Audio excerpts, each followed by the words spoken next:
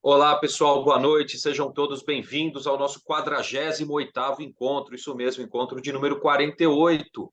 Hoje temos um convidado super especial, orgulhosamente brasileiro. O Guilherme Lichan tem sua pesquisa centrada nas fontes de desigualdades educacionais no sul global e nas soluções com potencial para superá-las.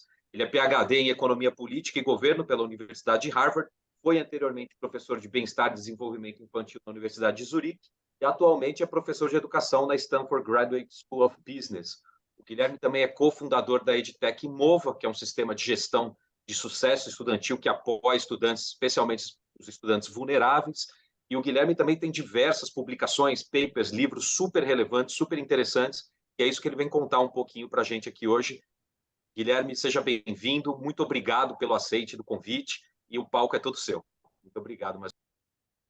Obrigado, Arthur, Flávia e demais aí pelo convite. Vou apresentar um trabalho conjunto aqui com a Juliette Bo, que foi minha aluna, né, lá em Zurich. Terminou o PhD faz pouco tempo, agora está no Analysis Group aqui nos Estados Unidos, e eu estou na Stanford Graduate School of Education, depois de 7 anos lá em Zurich. Então, o trabalho chama Parent Bias. Ele é bem técnico, né? Trabalho de economia comportamental, trabalho acadêmico. E eu vou tentar resumir ele aqui em 30 minutos e espero que vocês se interessem depois por ler o artigo, que tem todos os detalhes técnicos, né? Eu apresentei no Banco Mundial recentemente e fiz poucas alterações aqui para dividir com vocês hoje, tá bom? Tudo bem. Então, a motivação por que a gente vai estudar aqui é que só um economista escreveria uma frase dessa, né? 1/4 da população mundial são crianças e a gente acha interessante que não são elas que tomam suas próprias decisões. Como a gente gosta de estudar como é que os indivíduos decidem, tá aí para 1/4 da população mundial, certamente alguém decide por elas. E aí isso vai abrir espaço para uma série de comportamentos curiosos, que a gente tem que discutir se são ou não são racionais, se são ou não são ótimos, do ponto de vista de quem, e se a gente acha que tem algum desalinhamento em termos de otimalidade ou bem-estar, o que dá para a gente fazer sobre isso. Não é como se esse problema não tivesse sido estudado até hoje. Então, tem uma série de pesquisas, uma das áreas, na verdade, bem intensa de produção e desenvolvimento econômico, de pesquisas tentando entender por que supostamente os pais perdem a oportunidade de investir no capital humano das crianças, mesmo quando os retornos são muito altos. Por que tantas crianças abandonam a escola, sendo que o retorno de ter um diploma de ensino médio ainda é tão alto em países que nem o Brasil? Por que os pais gastam tão pouco em saúde preventiva, mas depois gastam tanto em saúde, despesas emergenciais de saúde? Parece ter alguma coisa de errado acontecendo aí. E aí tem uma das principais potenciais explicações para esse tipo de subinvestimento, do ponto de vista ótimo, social, sei lá, present bias, né? Tipo, viés de presente, que é essa ideia de que os pais têm preferências temporais, que são né, tem um nível de paciência que varia ao longo do tempo. Não é uma taxa geométrica, é um desvio uma taxa de desconto geométrica. Então, um outro jeito de expressar isso é que tem um certo conflito entre dois eus. Tem o eu presente e o eu futuro. O eu presente acha que o eu futuro vai ser mais paciente do que o eu presente, mas aí esse futuro vira presente e aí a gente tem um conflito e uma reversão de preferências ao longo do tempo.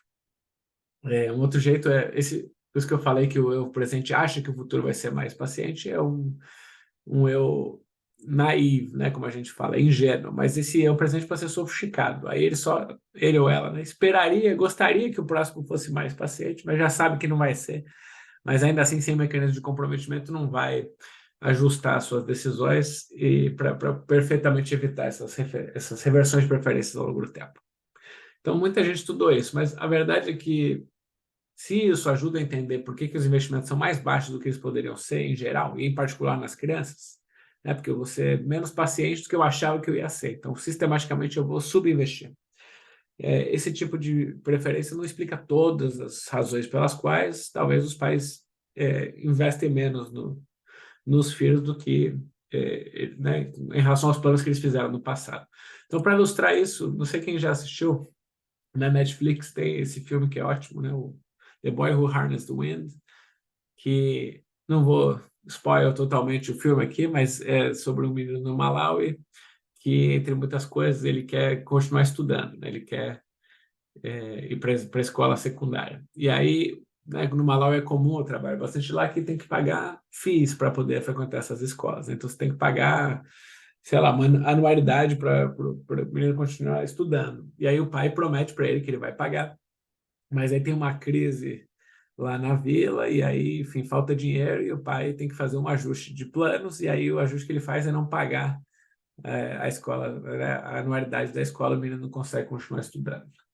Então, claro, reduzir o investimento é um feature comum, né? Faz parte dessa ideia de viés de presente, mas uma coisa que parece meio sistemática é que quando esses ajustes precisam ser feitos, eles são, em geral, feitos desproporcionalmente retirando dos planos feitos para as crianças, em vez de, né, dos planos feitos para o próprio adulto. Então, esse tipo de manifestação que aparece, de certa forma, no filme, inspira aqui o que a gente vai estudar no fenômeno de hoje. Então, a gente está interessado nessa lacuna entre o que foi planejado e o que, de fato, foi feito em termos de investimento, sobretudo quando a gente fala de investimento nas crianças. Concretamente, o que a gente vai fazer aqui? Vou mostrar, depois eu volto para falar conceitualmente de por que a gente faz as coisas desse jeito, no pouco tempo que eu tenho. Então, a gente tem, basicamente, a gente vai apresentar esses pais ou mães, aqui na maioria vão ser mães, duas decisões. A gente diz assim, então aqui 5 pacotes de amendoins. Esses amendoins a gente traz dos Estados Unidos, porque nessa época no Malawi é logo antes da colheita, então não tem amendoim disponível. Esses são amendoins que são escassos lá, né? Não são caros, mas para o Malawi, que é um país muito, muito pobre, é um bem valioso nesse momento que a gente está pedindo para eles fazerem essas escolhas. Então a gente pede, ó, como é que você dividiria esses 5 pacotes de amendoim entre você e o seu filho daqui 2 dias? Então, você faz essa escolha dentro do período, não é intertemporal. Daqui 2 dias entre você e seu filho, e daqui a 30 dias entre você e o seu filho, outros 5 pacotes de amendoim. Então, é a versão mais estilizada de um problema que a gente quer entender se a generosidade dos pais em relação aos filhos muda conforme o horizonte. E aqui a gente desenhou o problema de um jeito que está tudo no futuro. Não é uma questão sobre isso. A gente não está interessado quando o futuro vira presente. Vocês vão ver que a gente está interessado é o que acontece quando esse futuro fica mais próximo, mesmo que ainda ele esteja no futuro. Então a gente vai marcar, né, vai anotar ali, registrar o que aconteceu nessas decisões. Ah, o pai e a mãe decidiu que é, sei lá, dá 4 para o filho aqui e 1 para si mesmo, mas daqui 2 dias, 2 para si e 3 para o filho, né? Suponha que tenha sido essa a decisão. Tá? E a gente volta 2 dias depois. E fala, bom, agora eu quero saber como é que você vai dividir hoje entre você e o seu filho. Essa decisão, as pessoas entendem melhor o que acontece aqui. Eram 2 dias para só ser presente. A gente não está interessado nela, nesse estudo. Tirando para alguns poucos detalhes de entender distribuição conjunta entre viés. Então, a gente está interessado nesse aqui. Eram 30 dias, agora são 28. Será que esses pais vão alterar a distribuição entre si mesmo e a criança, simplesmente porque passaram 2 dias, mesmo que ainda continue 28 dias no futuro? Esse é o objeto de estudo desse paper. Aqui estão os dados brutos para vocês já verem que tem alguma coisa interessante acontecendo aqui. Isso aqui, cada pontinho é a distribuição. Primeiro do que esses pais ou responsáveis escolheram aqui no primeiro round, de número de pacotes alocados para as crianças, no eixo vertical, e no horizontal, o número de pacotes alocados para si mesmo. Então, você vê, claro, nos 45 graus aqui é quem manteve a mesma decisão, alocada só para os filhos, estou mostrando só para as crianças, né? Porque para os pais é 5 menos isso. Mas quem está na linha de 45 graus é quem foi perfeitamente consistente, digamos assim. Né? Disse 2 para as crianças quando estava decidindo 30 dias para frente, e aqui disse 2 para a criança quando estava decidindo 28 dias para frente. Então tem alguns aqui, mas tem uma massa enorme aqui de gente que tem um padrão bem específico, né? Ele falou assim, olha, daqui a 30 dias, 3 para as crianças. Mas daqui a 28, quando foram investigados, só 2 para as crianças. Então puxaram, né? Mudaram um pacotinho de prato. E você vê que tem pouca massa aqui, ó. Tem pouca gente que disse, 3 para as crianças, perdão, que disse 2 para as crianças, depois aumentou 1. Então, não é trivialmente um negócio que alguém só está tentando, sabe, atingir um fair allocation, tipo 2,5, 2,5. Nosso experimento inicial não deixa fazer isso, né? Parece ter um padrão meio específico de uma massa grande de pessoas que se torna menos generosa em relação aos filhos quando esse futuro se aproxima. Esse fenômeno a gente vai chamar de parent bias, mas obviamente não é tão simples quanto isso, senão acabou o paper aqui. A gente vai tentar entender quem são esses pais que fazem isso, e se tem algo aqui que a gente pode dizer mais sobre eles, fora dos amendoins, né? Se fora do laboratório eles também parecem ter esse padrão de subinvestir na saúde e educação das crianças, e aí pensar em mecanismos de comprometimento. Esse aqui é o estudo.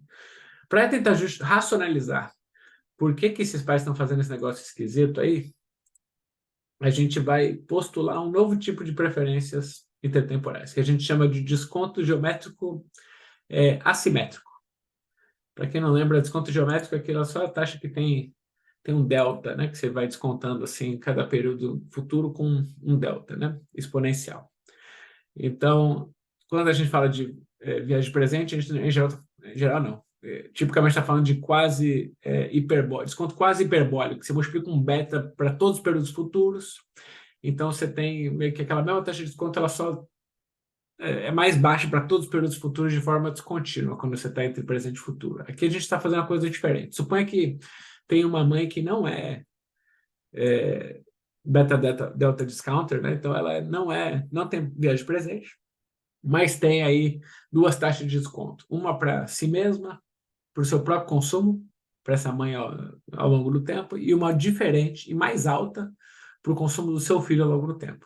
Em outras palavras, essa mãe é mais paciente em relação ao consumo do filho no futuro do que em relação ao seu próprio consumo. Isso vai fazer com que essa mãe seja cada vez mais paciente em relação ao filho do que a si mesma. Quer dizer que ela vai ser cada vez mais generosa em relação aos planos que ela vai alocar para o filho no futuro em relação a si mesma. Então, isso vai gerar duas coisas. Um, vai gerar esse padrão, esses planos que vão cada vez mais generosos, quanto mais distantes eles estão, mas também essas realocações conforme esse futuro se aproxima, mesmo que ele continue no futuro, sempre do consumo planejado do filho em direção ao seu próprio consumo. Então, esses planos vão ficar mudando a cada período, o que é algo que tem uma cara dificílima de reconciliar com racionalidade. Por que você fica mudando todo o período, os planos que você fez? Sendo que ainda são planos, né? Uma das coisas que, obviamente, a gente precisa discutir é se essa mãe, esse pai aprenderam alguma coisa entre os períodos. Porque quando surge nova informação, ou você tomou um choque não antecipado, você poderia mudar seus planos. Mas a gente vai desenhar um experimento para tentar isolar esses fatores externos e realmente só focar em reversões de preferência. Tudo que a gente vai documentar aqui, que é essas mudanças da proporção do orçamento alocado para a criança em relação ao pai ao longo do tempo, né, essas realocações, tirando a criança, trazendo para si, esses padrões vão ser todos inconsistentes com o viés presente, que é um dos viés mais celebrados, né, com certeza vocês estão familiarizados. Primeiro que é sobre realocar proporções do orçamento, não um nível. Então, não é que eu vou reduzir um nível de investimento, eu vou realocar um nível que pode ser fixo de investimento ao longo do tempo. Segundo, eu vou realocar planos futuros, mesmo antes de eles virarem presentes. Então, isso que é a novidade que a gente está apresentando aqui. Então, a gente vai chamar essas reversões de viagem presente, elas são associadas a essas preferências que a gente chamou de AGD, né? Desconto geométrico assimétrico. AGD para facilitar a minha vida. Muito bem. Por que a gente se importa com isso? Primeiro que a gente vai mostrar que tem uma proporção grande de pais que se comporta de forma consistente com isso que eu falei. Tão grande a proporção desses pais quanto aqueles que têm viés de presente na nossa amostra. Então, se você se importa com viés de presente, você devia se importar com isso aqui. Vou mostrar que tem uma correlação importante entre essas preferências e comportamento fora do laboratório. Aliás, maior do que com viés de presente, na verdade, no nosso experimento. E outra coisa que mecanismos de comprometimento que são tipicamente desenhados para viés do presente, tipo uma conta que está ilíquida, né? Você não consegue mexer nela por um bom tempo, então você não consegue realocar para o presente tão rápido, né? Você fez planos de guardar mais para o futuro, então você não consegue mexer até esse futuro chegar. Isso ajuda com viés de presente, mas não ajuda com realocação dentro de casa, porque eu posso ter até mais dinheiro lá no futuro, mas se eu vou tirar da criança e botar para mim mesmo, não adianta eu garantir um bolo maior. Aliás, a gente consegue mostrar isso aqui, né? Que não dá, mesmo um cara sofisticado que quisesse poupar mais para tentar mitigar as consequências de viés parental, em última instância vai subinvestir ainda assim. Então, o paper é bem denso, né? Tem uma parte toda de modelo que eu acho que eu vou pular por questão do tempo. Acho que sim. Só vou mostrar para vocês a formulação básica e depois eu vou pular, mas aí quem quiser pode ler mais no paper e eu vou falar mais sobre o experimento. A gente tem um modelo com 3 períodos, como é o experimento que eu já antecipei para vocês. Então, no primeiro período, você só decide alocações. Como eu vou dividir consumo entre eu mesmo e meu filho daqui 2 dias e daqui a 30 dias, né? São 2 períodos. Depois, no segundo período, você revê a sua alocação, consome só o que virá presente, depois no outro você só consome. Esse é o modelo e o experimento vai ser igualzinho, com uns twists aqui depois. Então, aqui como é que é a função objetivo desse pai? Então, como está tudo no futuro, tudo tem taxa de desconto multiplicadas aqui. Mas para vocês entenderem, o consumo do adulto é X e o consumo da criança é Z. Elas podem ter função e utilidade diferentes, tudo separável aqui para facilitar. 1 é o período em que a escolha está sendo feita aqui em cima, e 2 ou 3 é o período que o consumo de fato acontece. Os pais, eles descontam o próprio, né, o consumo futuro da criança com uma taxa delta. Então, está aqui delta quando é um período à frente, delta ao quadrado quando é 2 períodos à frente, e o próprio consumo com uma taxa teta-delta. E esse teta vai ser entre 0 e 1. Então, a gente tentou fazer uma estrutura simétrica, que é o beta, né, quando a gente fala de desconto quase hiperbólico. E se o teta for 1, não tem assimetria nenhuma. Se o teta for menor do que 1, o pai é menos paciente em relação ao seu próprio consumo, e isso que vai gerar as reversões de preferência ao longo do tempo. O resto é bem standard, a gente não, nessa versão básica não tem transferências intertemporais, etc. No período 2, olha como o problema vai mudar. Perdão, e tem um alfa aqui, que é o que a gente chama de altruísmo imperfeito. Então, o pai se importa com a utilidade do filho, mas potencialmente não tanto quanto com a própria. Isso aqui é bem padrão. Tudo bem. No período à frente, você já vê que uma coisa vai mudar aqui. Porque o trade-off, assim, né, a comparação entre a utilidade do pai e a utilidade do filho, um período adiante, vai ter aqui, né, esses termos vão estar sempre ali, o U de X e o V de Z, mas aqui eu comparo o teta-delta com alfa-delta. E quando esse negócio vira presente, só fica o alfa aqui. Então, o delta já sumia. Na comparação, você vai ficar teta contra alfa, que é alfa contra 1. Sumiu o teta. Isso não é só quando esse negócio virou presente. Olha o futuro, que era teta ao quadrado, delta quadrado versus alfa delta quadrado. Aqui ficou só alfa delta, aqui teta delta, corta o delta de novo, ficou teta contra alfa, só que aqui era alfa contra teta ao quadrado. Então, de novo, esse teta, a presença dele aí vai ficar distorcendo os trade-offs conforme eles forem se aproximando ou se distanciando, mesmo quando eles ainda não são presentes. Então, aqui as condições de primeira ordem e algumas taxas relativas de utilidade marginal para mostrar isso que eu acabei de falar.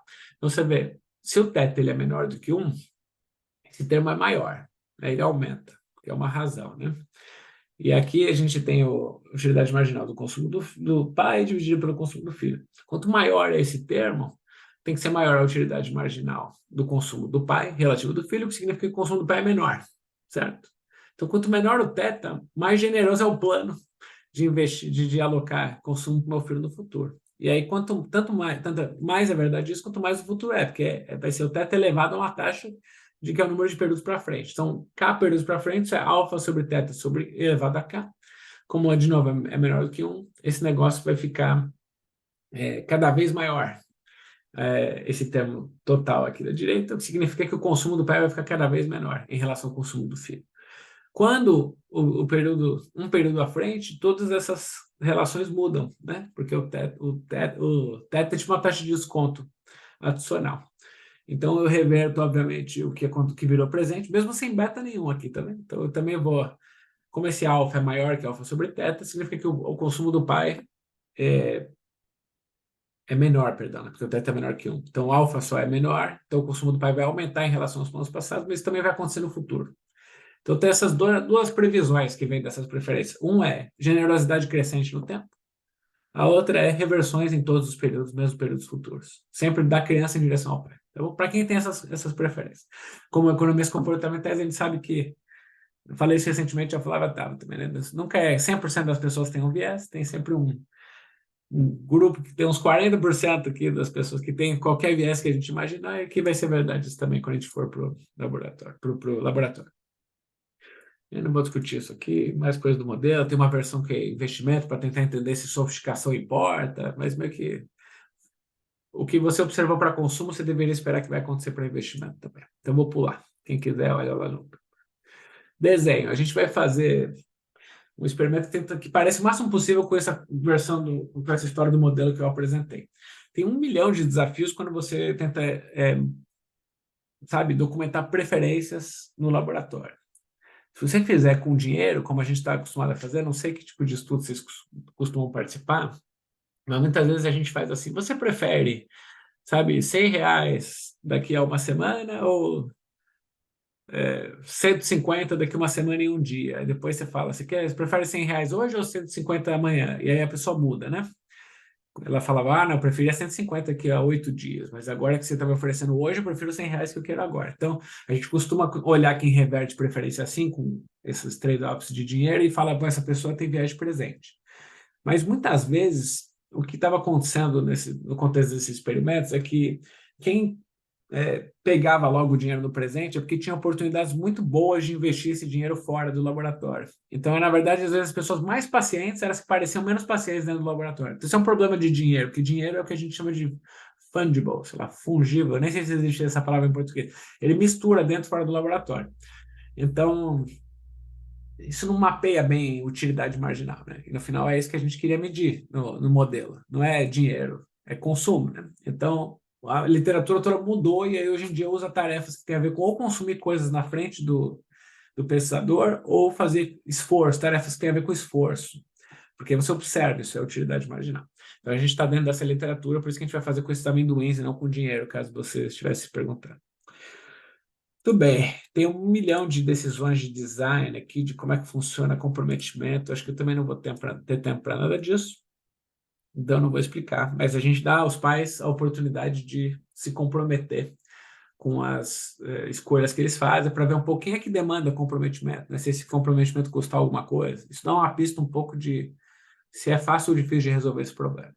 Então, a gente vai fazer isso no laboratório, depois tem uma versão meio fora do laboratório. Tudo isso é no Malawi, no distrito de Salima, para quem conhece, é uma das regiões mais pobres do mundo.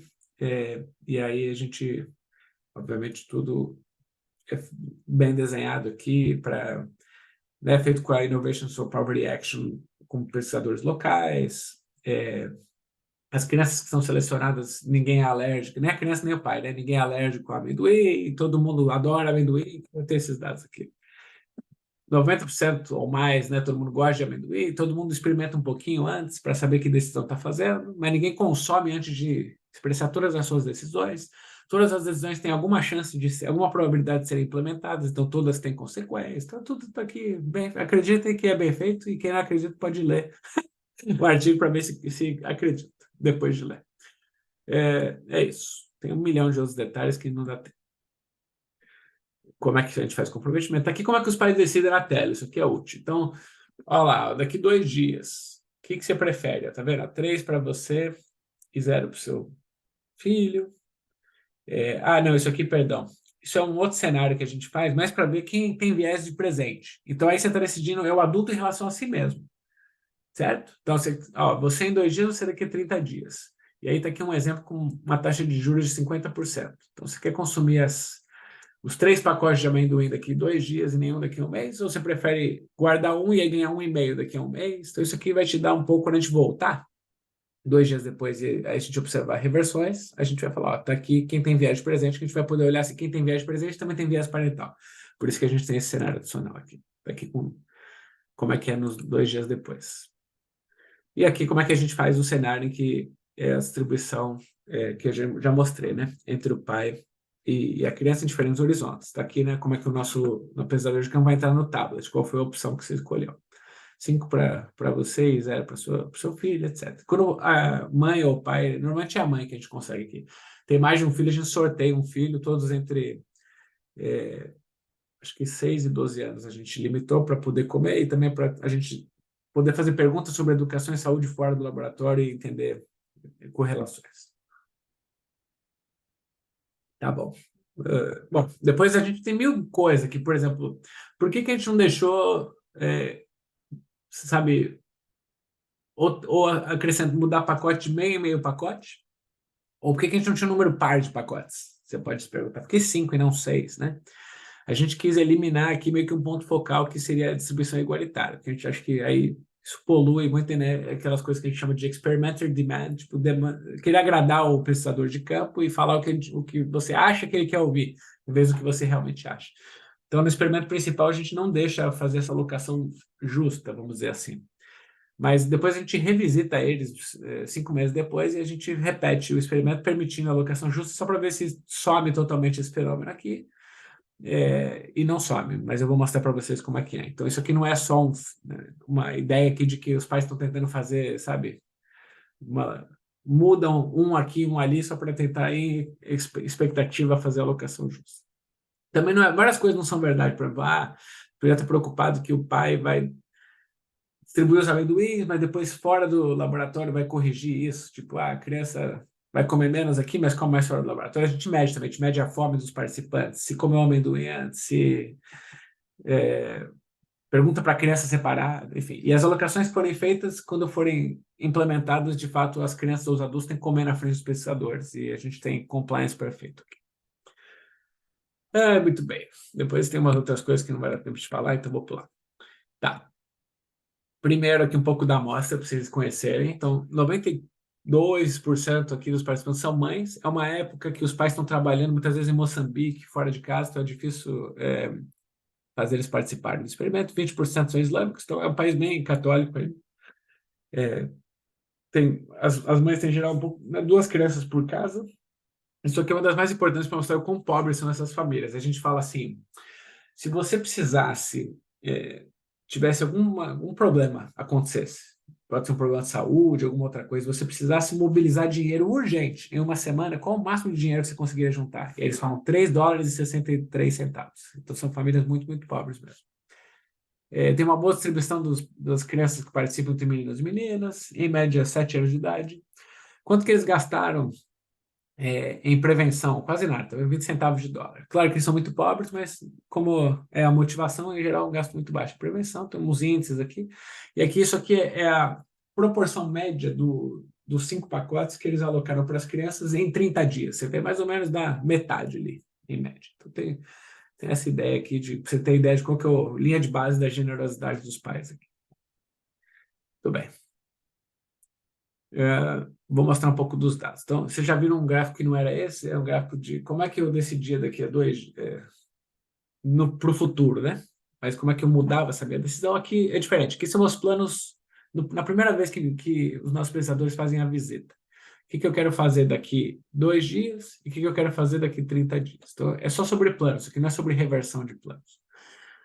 Aqui a gente estava querendo ver se tem cara que vai ter aquela generosidade que aumenta no tempo. E aqui você vê que sim, né? Tem uma massa grande de observações que diz eu quero 3 daqui 30 dias, mas só 2 daqui para os meus filhos, né? Mas só 2 daqui 2 dias, perdão. Era mais fácil começar por aqui. Eu dou 2 dos 5 pacotes de amendoim para o meu filho daqui 2 dias, mais 3 daqui a 30 dias. É meio que aquela história, sabe? Que acho que todo mundo já passou, do tipo, puta, agora eu não consigo, mas todo mundo quer dar um futuro melhor para o filho. Agora tá difícil, mas depois eu vou. Então, mais ou menos essa ideia.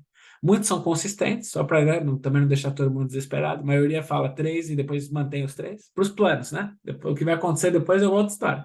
Mas o plano é daqui 2 dias eu vou dar 3, daqui 30 eu também vou dar 3. Por que você está perguntando isso 2 vezes? Mas tem gente aqui que mostra inconsistência. Tem consistências da outra direção também, né? Mas assim, são menos comuns.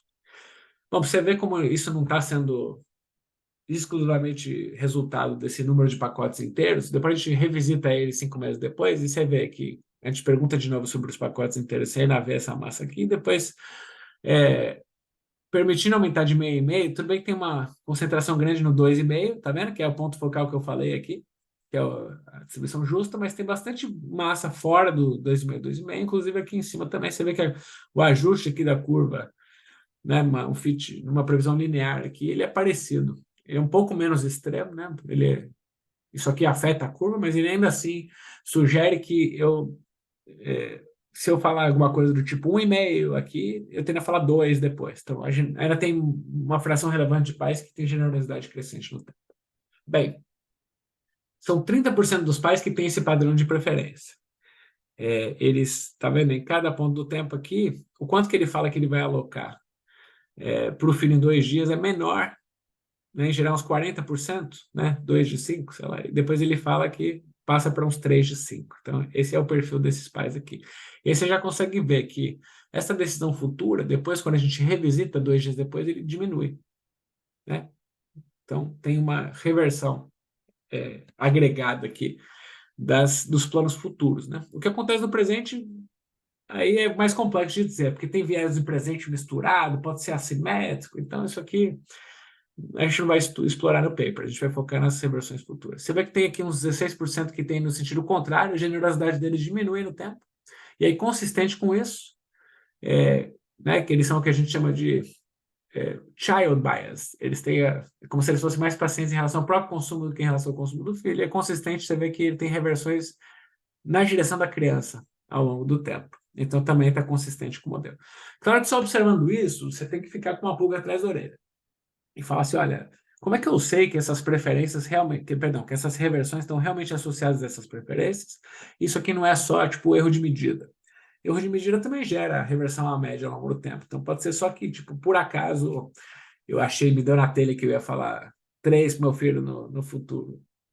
Na primeira vez você me perguntou, você me perguntou de novo, aí eu mudei para 2, mas é porque eu queria falar 2 para começo de conversa. Como é que você não sabe que é só puro erro de medida aqui, que gera reversão à média tipicamente, né? Quem fala um valor alto tende a falar um valor mais baixo, quem fala um valor baixo tende a falar um valor mais alto. Então, eu não estou convencido só olhando para isso.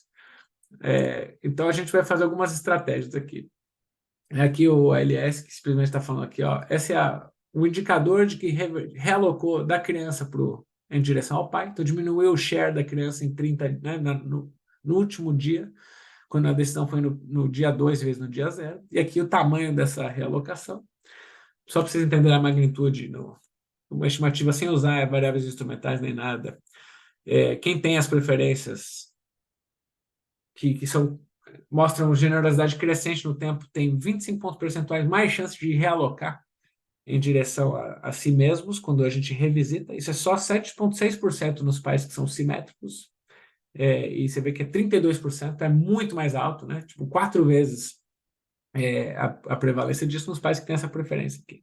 Agora, o que a gente faz quando a gente usa IV, né, variáveis instrumentais? Como os pais, eles, em 2 ocasiões, eles têm que definir os planos para os 2 períodos, eu consigo falar assim, bom, eu vou usar a generosidade crescente em um dos períodos como instrumento para o outro. Isso a literatura chama de ORIV, Obviously Related Instrumental Variables. É bem propício assim, para quem faz experimentos que tentam medir preferência, porque em geral a gente faz um montão de tentativa de capturar a medida, todas elas com algum erro de medida, então você usa uma medida como instrumento para as demais, ou todas elas como instrumento para todas. Então isso que o ORIV faz. O IV, eu estou usando uma medida que tem menos ruído, que é coletado na primeira visita, como instrumento para a medida da segunda. Por que a segunda tem mais ruído? Porque uma decisão já está no presente. Aí tem viés de presente misturado, etc. Esse é o truque aqui. Você vê que as coisas são bem consistentes, né? Consistente, de fato, com erro de medida, quando você usa o IV, os efeitos aumentam, né? Então, isso aqui vai de 0,25 para 0,62. Teoricamente, somar isso aqui com isso aqui devia dar 100%, né? Se todos os pais têm essas preferências, né, realocassem do filho para si mesmo, devia somar 100, soma 70%. Então, na verdade, está nada mal. E aqui você vê também quem tem a preferência na direção contrária e realoca ao contrário, realoca da criança para si mesmo. E a magnitude também responde a cada tipo de preferência. Com o Raven, que é realmente consistente, são esses que têm as preferências AGD, né, que são mais pacientes em relação ao consumo próprio ao consumo do filho do que em relação ao seu próprio. Enfim, então essa história não é uma história só de erro de medida. Um outro truque que a gente usa, que eu não falei antes, mas eu posso explicar rápido, é assim: quando o pai vai fazer a decisão de novo na segunda visita, a gente pode começar com um prato vazio, ou eu posso colocar lá no prato o que eles decidiram na rodada anterior, para ancorar um pouco do que ele vai fazer lá. Na verdade, a gente chama isso de framing. Só que eu posso também fazer uma outra coisa, que eu posso simplesmente sortear uma alocação inicial e botar qualquer coisa lá no prato, porque aí também para ver se isso é um puro efeito ancoragem ou se tem realmente um efeito de labeling, né? De eu meio que botar uma etiqueta lá e dizer, ó, é isso aqui que você tinha definido como consumo do seu filho. E nada disso importa para a decisão do pai na segunda rodada. Então, isso aqui, o fato que a gente acha nenhuma dessas interações significativa, sugere que os pais não, assim, não é que eu estou falando super influenciável por qualquer coisa ali, sabe? Eu estou expressando minhas preferências cheia de erro, se mudou um pouco a arquitetura de escolha, eu já falo qualquer coisa diferente. Não, eu estou especificando como eu quero dividir esse negócio, eu estou meio confiante disso. Faz sentido? Então, isso aqui são os resultados principais. Por que você podia falar que maluquice esse negócio de amendoim? Não estou nem aí com amendoim, né? Eu estou interessado em educação e saúde. Então vamos ver o que acontece. A gente também pergunta para esses pais quanto eles gastam com educação, saúde e outras coisas, às vezes, que não são gastos monetários, porque é uma sociedade bem pobre, mas assim, investimento de tempo também, sabe? Quantos. Onde é que tem aqui? Tipo, quanto tempo leva para dar até a escola? Se o pai se engaja nas atividades da escola, se a criança de fato foi para a escola em vez de trabalhar. Então a gente tem essas várias medidas e a gente vai usar uma medida índice que junta todas essas separadas por idade. Foi assim que a gente pré-registrou. E aí o que vai aparecer aqui é que quem tem esse tipo de preferência, a AGD, investe sistematicamente menos nos filhos. É grande esse coeficiente aqui. Isso aparece, às vezes, separadamente, aí tem menos poder estatístico, mas às vezes acende para o 3-5, às vezes para 6-12. Acho que eu reparei também que eu tinha falado que as crianças tinham 6-12, mas eram 3-12, né? 3-12 anos os participantes aqui. E a gente se olha separado para 3-5, porque ainda não está na escola, né? E 6-12 que já está na escola. E aí você vê que curioso, quem tem present bias, ao invés de presente, é negativo o coeficiente, mas não é significativo. Então, se qualquer coisa, na nossa amostra, é mais importante a correlação de viés parental com subinvestimento nas crianças do que de viés de presente, na verdade. Né? Várias vezes essas estimativas não são estatisticamente diferentes, mas chega perto que quando a gente está olhando com os controles. Tá? Muito bem. Será que... Bom, então a gente tem um problema. Tem 30% dos pais que têm essas preferências. Parece que essas preferências importam fora do laboratório. Será que é fácil de prevenir que essas reversões aconteçam e tal? Então a gente vê duas coisas. Uma dentro do laboratório que é meio simples, né? Simplesmente falar, na primeira rodada você quer aumentar a probabilidade de que a sua decisão na primeira visita seja de fato implementada. Os detalhes técnicos são mais complicados que isso, mas a gente só quer ver. Isso te custa alguma coisa depois, lá no futuro, em termos do seu próprio consumo, só do adulto, tá? Do seu consumo de amendoim. Então, eu acho que até porque a gente frame a coisa como só o pai paga pelo comprometimento, acho que muita gente quis, 90% queria, mas o mais importante é que quem tinha esse tipo de preferência queria mais. Então, a história do laboratório é otimista, do tipo, quem tem o viés parece ser sofisticado, enfim, na média, e quer mais esse mecanismo de comprometimento. Já tem uma coisa esquisita aqui, mas que é bem comum na literatura, que justamente quem é sofisticado, aqui a gente mede sofisticação por adivinhar se na mediana, assim, no geral, as pessoas vão reverter, realocar de si para os filhos ou não. A gente faz isso incentivado. Se você acertar, você ganha um pacote a mais de amendoim. Então, enfim, em geral, alguns são sofisticados, não são muitos, um terço deles, mas justamente sofisticados não estão mais dispostos a contratar comprometimento que os outros. Talvez porque já é muito alto, né, a demanda por comprometimento. E o preço, obviamente, quanto mais caro, menos as pessoas querem. A Adam Smith continua feliz no túmulo. Mas o ponto todo aqui é que há esperança dentro do laboratório. Fora do laboratório, a história já é bem menos feliz. A gente fala assim, vamos fazer um mecanismo de comprometimento real aqui para contra viés parental? A gente fez assim, entrou essa turma numa loteria. O prêmio da loteria era uns $2, 2.000 kwachas. É bem pouco, mas você lembra que essa família, na emergência, consegue $3,60, então $2 não é tão pouco. E a gente fala, ó, se você ganhar a loteria, eu vou te dar duas opções, para você já escolher desde já. Você quer receber em dinheiro ou você quer que eu use esse dinheiro para contratar horas de tutoria para o seu filho de uma ONG local? E aí, óbvio, eu vou descontar um pedaço do dinheiro se você quiser se comprometer, que é isso que me mostra a disposição a pagar por comprometimento, tá? Então, esse é o negócio. E aí, o que vocês acham, né? Vamos ver o que aconteceu aqui. Aí a história é o contrário e triste, né? Então, quanto maior... na verdade, 85% ainda está disposto a se comprometer, o que parece bom. Mas justamente esses pais que têm esse tipo de preferência, eles estão menos dispostos a se comprometer. Então a história é dramática, não é só que eles não estão mais dispostos, estão menos dispostos. O que eu acho que aconteceu aqui é que, nesse caso, fica mais patente que é meio que a criança que está pagando pelo comprometimento, né? Porque aí ela vai ter menos horas de tutoria, enquanto no laboratório era o próprio pai que pagava. Então, acho que aqui tem um pouco de motivated beliefs, tipo, esses pais, eles não acham que eles vão realocar. Então, para que eu vou gastar o dinheiro que meu filho podia se beneficiar dele? Melhor me dar em dinheiro que eu contrato essa tutoria. Embora, na prática, eu acho que dificilmente isso vai acontecer. A gente também fez um micro experimento aqui adicional que a gente falava, e se for o filho de alguém e não o seu? Mas para ver se isso aqui, como é que eu sei que isso é parent bias mesmo e não é other bias, sabe? Tipo, que eu decido sempre assim em relação a todo mundo. E aqui, embora tem ainda uns 62% que em média querem comprometimento, não tem essa diferença mais aqui dos pais em relação aos outros. Isso não é prova de que esse viés só se aplica quando você decide sobre o seu filho, mas é sugestivo que talvez a gente uncover de um negócio aqui, descobrir um treco que se aplica particularmente em relação aos filhos. Então, esse aqui é um resumão que eu acho que eu já falei. Eu queria mais tocar nesses pontos um pouco de limitações. Algumas pessoas falam assim, bom, como é que você sabe que realmente não teve realocação fora do laboratório? Tipo, tudo bem, a criança comeu o amendoim na frente dos pescadores, mas como é que você sabe que em casa, de fato, a criança não comeu mais? A gente faz o melhor que dá. A gente pergunta, acompanha se a criança está com fome, pergunta se o pai planejou realocar, se de fato realocou. É comum nesses experimentos e, enfim, não é só o nosso que sofre desse problema. Acho que, dado o problema, a gente faz o melhor que dá. Como é que a gente sabe que isso não é só sobre altruísmo crescente no tempo, mais amplamente, não é só sobre as crianças? Bom, mesmo que seja, seria a primeira prova de que de fato isso se aplica para as crianças e que, na verdade, os pais decidem o tempo todo em relação às crianças, não em relação aos vizinhos, né? Talvez isso se aplique aos vizinhos. A diferença é que eu não fico decidindo pelo meu vizinho o tempo todo, enquanto eu decido pelo meu filho todo dia.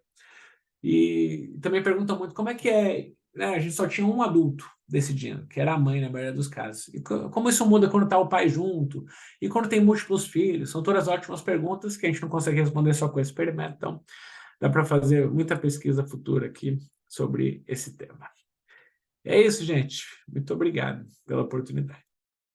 Fantástico, parabéns, Guilherme, que estudo. Passar para o... Muito legal, Guilherme. O Guilherme, uma dúvida um pouco prática e sobre um pouco do processo para chegar, né, para implementar uma série de experimentos dessa. Quer dizer, o quão desafiador e quanto tempo vocês demoraram para conseguir calibrar e testar e retestar esses instrumentos, essa mecânica de teste por exemplo, dos amendoins, enfim, todo o processo de estabelecer esse protocolo experimental? Ótima pergunta. É aí que está o segredo mesmo de como é que essas coisas funcionam ou não, assim, né? Então, experimentos são sempre, eu chamo, em inglês a gente fala assim, front-loaded, tipo, todo o trabalho vem antes. Depois que você rodou e os dados vêm, não tem o que fazer mais. Você compara a média, né? Muito diferente de fazer pesquisa observacional, né? Que aí você passa o tempo todo analisando os dados e pensando como é que você vai achar uma estratégia. Depois que assim, rodou o experimento, tem, claro, aí você pode começar a ser criativo, mas todo o trabalho vem antes. Isso significa que pilotar extensivamente é crucial, assim, né? Esse artigo tem duas histórias interessantes sobre isso. A primeira na verdade, a ideia dele veio não assistindo o menino da turbina lá, porque isso aí a gente só viu depois. Mas eu estava pilotando, eu queria saber em que medida esses países entendiam, né, porque é um país super pobre, super rural, e se a gente quisesse medir coisas sofisticadas, tipo preferências intertemporais, como é que a gente ia conseguir fazer isso de um jeito compreensível? Então, minhas alunas estavam lá testando vários trade-offs no tempo e tal, e aí eu lembro da gente, né, elas botavam aquelas cangas no chão, assim, e a gente estava fazendo com esses pratinhos umas moedinhas de ouro, e uma das coisas era essa coisa de dividir moedas entre si mesmo e os filhos e tal. E eu tava vendo, eu fiquei andando assim, né? Entre as cangas, assim, olhando o que o pessoal tava fazendo, e eu notei que tinha esse padrão. Quanto mais no futuro era o dilema, mais generosos esses pais eram. Aí eu falei, nossa, olha, para minha aluna, né, para Juliette, que estava lá também. Eu falei, você está vendo isso também? Vamos testar isso em escala. Será que isso é sistemático? E aí foi daí que surgiu o paper. Então a gente não inventou do nada, né, que a gente ia achar esse padrão. A gente viu esse padrão pilotando o instrumento. Então isso é legal, né? Da onde vem as ideias. Mas depois, para de fato fazer, aí leva um tempão. Porque, assim, se você reparar, o experimento todo ele dura 30 dias. Isso é raríssimo para um paper, né? Em geral, né, você vai fazer um negócio para os meios de comunicação por SMS, duram 12 meses lá rodando, comunicando, medindo. Esse dura 30 dias. Só que para você fazer esses 30 dias funcionarem perfeitamente, aí você pilota não sei quantas vezes, apresenta os resultados do piloto, aí tem feedback que te perguntam 700 coisas, aí você volta e fala, eu preciso mudar meu design, porque senão eu não vou responder bem essa pergunta. Então, eu acho que foi 1 ano e meio de piloto, mais ou menos, com muitas idas a campo, antes de apertar play. Mas depois que apertou play, 30 dias. A gente voltou ainda, você viu, 5 meses depois, para ainda validar essa coisa dos se dividir se dividir em incrementos de meio fazia diferença. Mas é um trabalhão, assim, Excel. Todos os meus artigos, em geral, tem... Não todos, mas uma boa parte tem essa cara, né? Eu tenho um de casamento infantil que foram 2 anos pilotando e o experimento todo tem 4 semanas. Mas isso exige você fazer um baita trabalho. Você entender como é que esses experimentos funcionam, né? Que o trabalho todo tem que vir antes. Legal. Cara, só abusar dos colegas e furar a fila, mas para não perder o microfone aberto. E, e obviamente, sem querer diminuir o insight, mas na verdade, mas assim, pegando aquela crítica bem antipática da ciência comportamental, que é legal, você detectou um viés, mas o viés ele é uma descrição de um comportamento, uma descrição de um processo, de um fenômeno decisório. Vocês já discutiram, teorizaram, especularam sobre, enfim, quais mecanismos psicológicos podem explicar ou direcionar esse comportamento ou esse desvio, entre muitas aspas, de escolha? Esse fenômeno de Eu acho que escolha? é simples, na verdade. O George Levinstein, lá de Carnegie Mellon, ele fala que quase todos esses conflitos entre eus diferentes, eles são conflitos entre deliberação e afeto. Né? Tipo, eu quero ir na academia amanhã, porque é bom para minha saúde, deliberação. E aí, chega o presente, putz, na verdade não queria afeto, né? É aquele negative affect, no caso, não quero ir na academia. Você future bias é o contrário, do tipo, puta, preciso tirar férias. E aí chega amanhã e você fala, não, mas puta, eu preciso trabalhar, tô tipo challenge do trabalho. Então você é future bias em vez de present bias, né? Present bias não é o único tipo de inconsistência intertemporal e tal. Então, todos esses, ele fala, tem um conflito entre deliberação e afeto. E não tem, talvez, uma arena em que esse conflito mais aparece do que nessa relação entre pais e filhos. A relação entre pais e filhos é cheia de conflitos entre deliberação e afeto, não é isso? Eu quero dar um futuro melhor para os meus filhos, mas, puta, a realidade presente me puxa aqui para tomar decisões difíceis de alocação. Então, eu não acho que tem nada de mega diferente aqui, mas é uma manifestação particular que gera reversões de preferências não documentadas antes e que exige mecanismos de comprometimento específicos. Legal. Maravilha, Guilherme. Mais uma vez, obrigado. Uma excelente aula. Eu tenho uma pergunta, talvez tola, então bear with me. Eu fico imaginando, à medida que o experimento ia se desenrolando, quando vocês faziam a segunda visita para os pais, as visitas seguintes, se em algum momento esses pais eles tomavam ciência ou eram confrontados com a sua própria reversão de preferência. E se isso suscitava a eles algum tipo de justificativa, do tipo, eu tinha colocado 3 sacos de amendoim para o meu filho e agora eu vou colocar 2 porque X, Y, Z. Se vocês se defrontaram com algum tipo de situação nesse sentido. Acho que a pergunta é se a gente coletou tipo, dados qualitativos de por que as justificativas deles. Não. No piloto, sim, né? Mas era muitas essas justificativas que eu estava dizendo, né? Que eles falavam, mas sabe o que é? Porque agora no presente. É muito parecido com o filme, entendeu? No filme ele fala, vale a pena ver esse filme, não vou spoiler. Mas vê lá que o pai, por que ele fala que ele não vai pagar os school fees do menino. Mas é muito parecido com aquilo. O que a gente testa, pelo menos, é tipo, será que só de eu lembrar os pais? A gente testou algumas coisas diferentes. Será que se eu lembrar os pais da promessa anterior deles faz diferença? E não fez.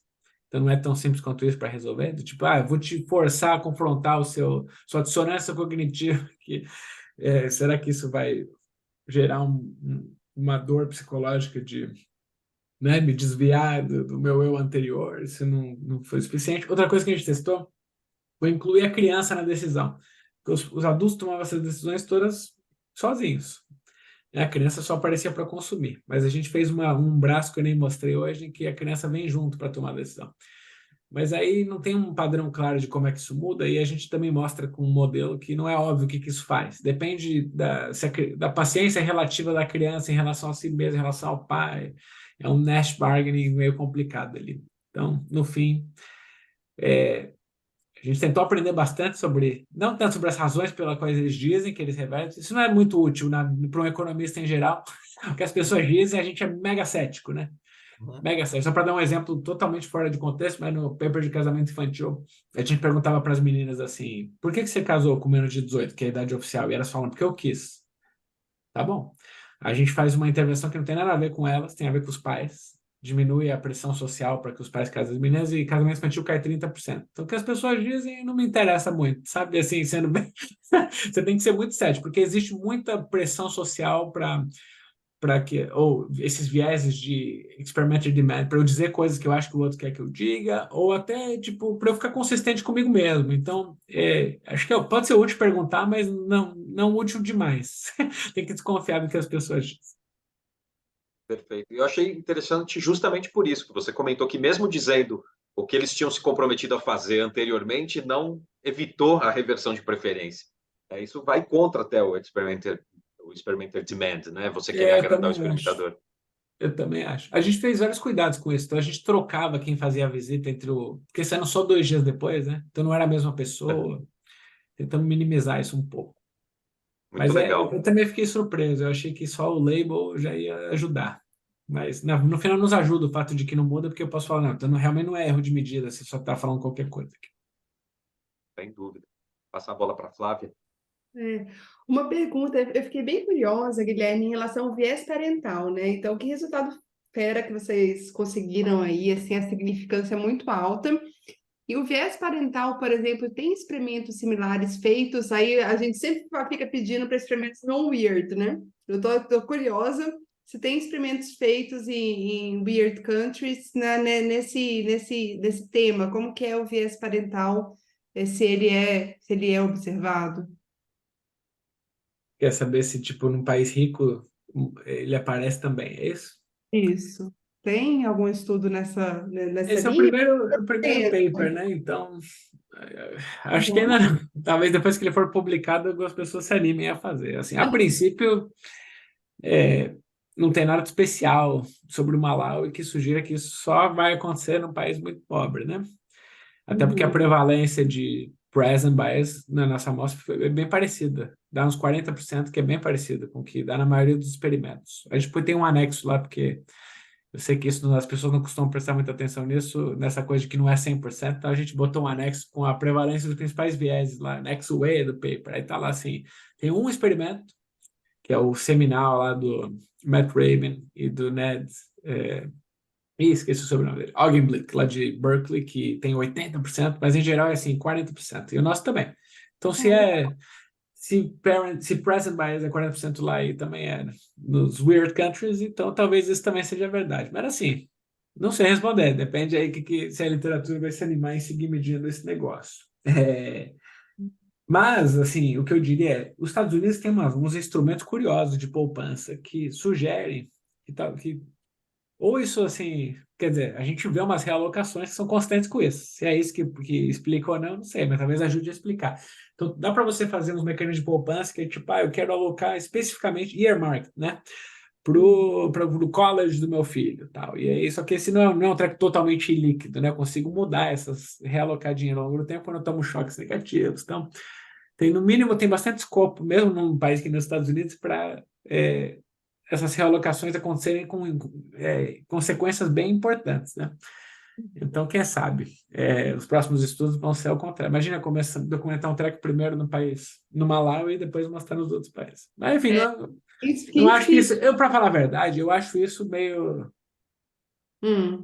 passado, para falar a verdade. Tem muito, muito, muito experimento em país pobre hoje em dia, e acho que as pessoas que falam, porque tem pouco experimento, estão meio defasadas, assim. Tipo, não falta hoje evidência de que os países pobres têm todo tipo de evidência que a gente também vê nos países ricos. Não era essa ideia, não, era muito mais de generalização, né? Assim, do escopo, até para a gente entender os países mais pobres, tomada de decisão mesmo, o interesse, na verdade, está na diferença de como foi no Malawi, né? E aí, em relação a Fora de a, um contexto de escassez, por exemplo. é, uma situação assim, mas interessante, Guilherme. Espero que inspire aí mais replicações, que a gente vai ter conseguir ver diferentes cenários, né? E, Inclusive, putz, eu vou aproveitar esse agora gancho. não, Desculpa, Guilherme. só comentar que agora, acabando aqui, as crianças estão dormindo, eu ia pegar um bombom ali mas agora estou num dilema sobre, sobre a promessa que eu fiz e o que meu afeto e deliberação aqui, eu me arrumei um problema filosófico pro resto da noite. Pois é, quando isso interage, né? A banda mental já está limitada no fim do dia, então você tem menos capacidade de exercer controle de impulsividade, é isso aí. Uhum. Exatamente. O importante é não fazer promessas, então, para os filhos. É o que eu tento. Se comprometer. Exato.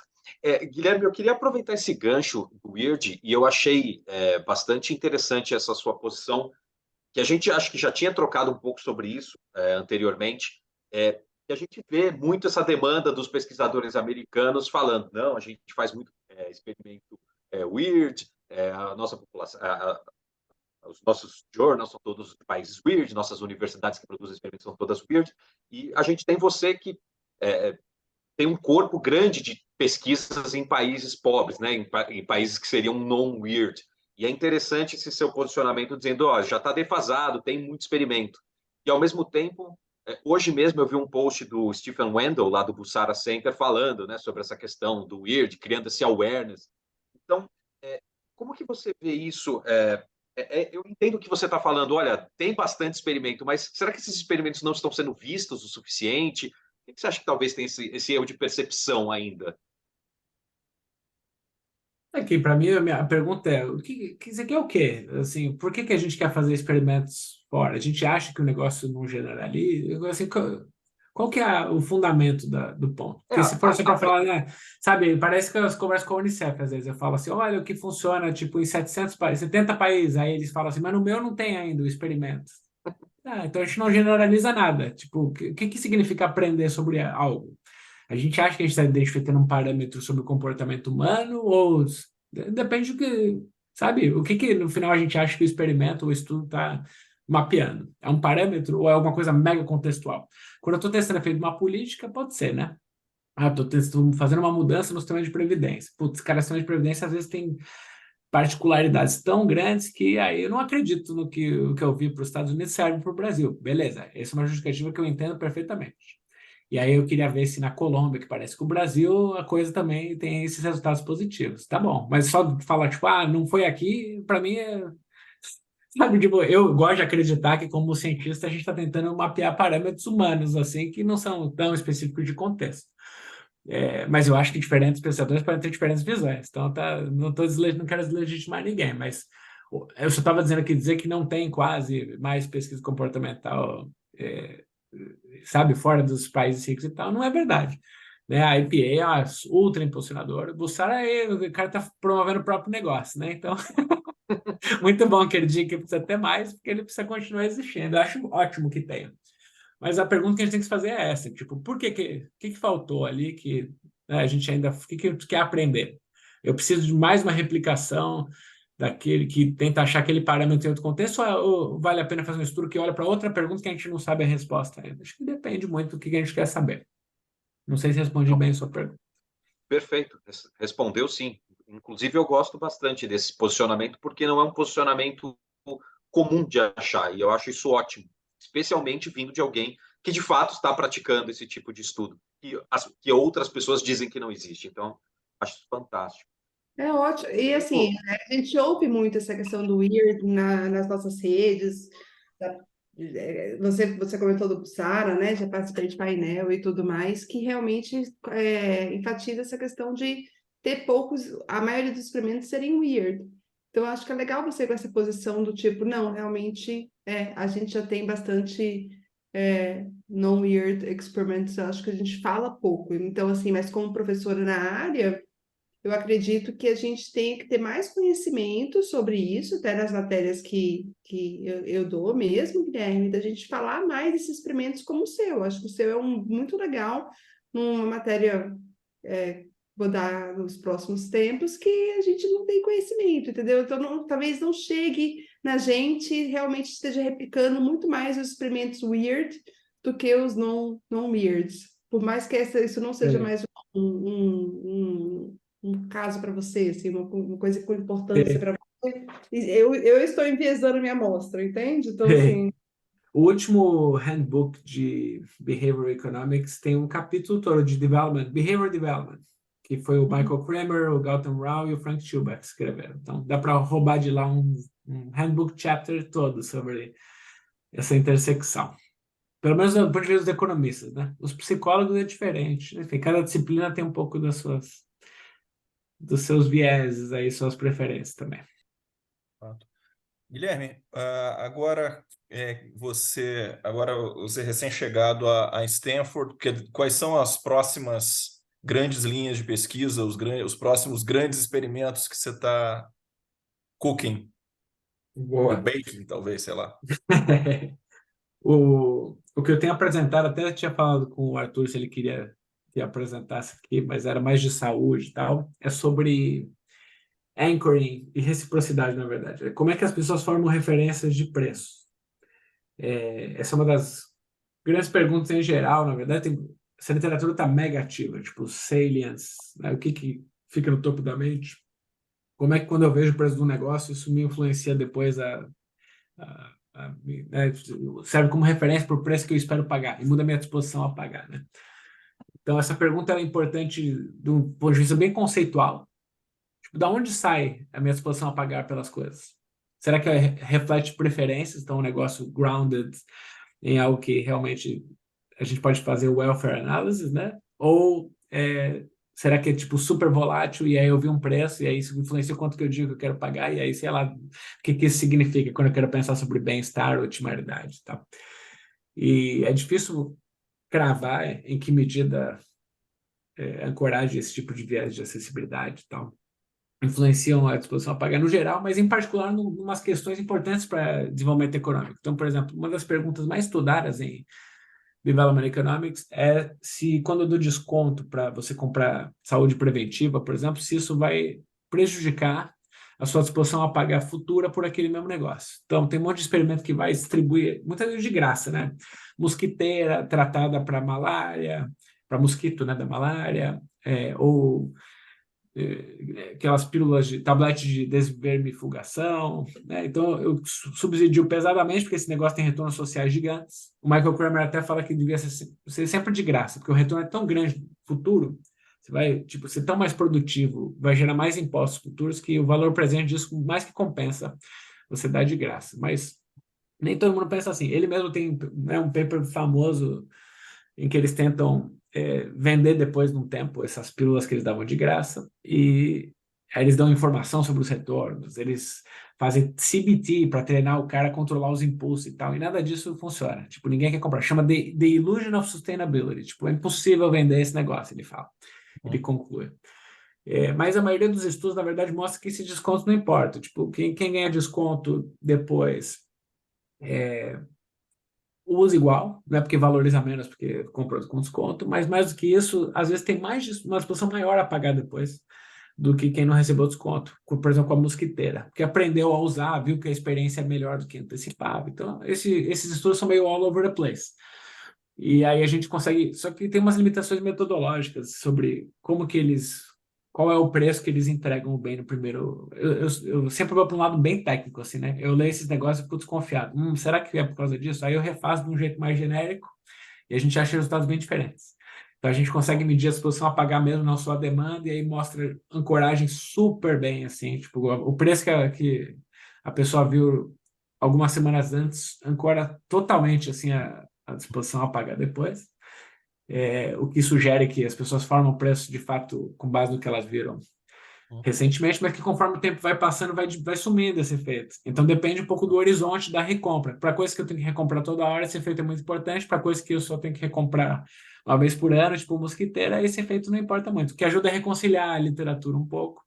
A gente também mostra que tem os efeitos de reciprocidade. Então, quando eu ganho um desconto, eu acho parte do que acontece também é que eu fico mais propenso a comprar. Por um lado, eu ancoro. Por outro lado, eu estou mais propenso a comprar de você, porque você me tratou bem, né? Então a gente consegue mostrar de vários jeitos com os outros experimentos. Enfim, esse paper chama The Intertemporal Effects of Seeing Prices, para quem quiser ver. Ainda não está out, mas em breve estará. Legal. Maravilha, Guilherme. Até para a gente encerrar por conta do horário aí, a gente já agradece desde já sua disponibilidade, aí você ter aceitado o convite. Eu me lembro que, acho que a primeira vez que a gente se encontrou, talvez você não se lembre, certamente você não se lembra, a gente se encontrou em 2017, no encontro da GV, de Finanças Comportamentais, e na ocasião você estava apresentando um estudo na ocasião, MGov, né, que depois se tornou a MOVA, e o que significa que você tem aí bastante tempo aí a sua jornada já tem um tempo considerável. E Você quer dizer que eu sou velho, é isso? Isso, de uma maneira bem gentil. Somos os dois, só que eu estava lá também. Mas a minha pergunta é a seguinte, porque desde aquela época você trabalha com populações mais vulneráveis, né, em condições, vou estereotipar um pouco, menos favoráveis, né, para a realização de experimentos, enfim.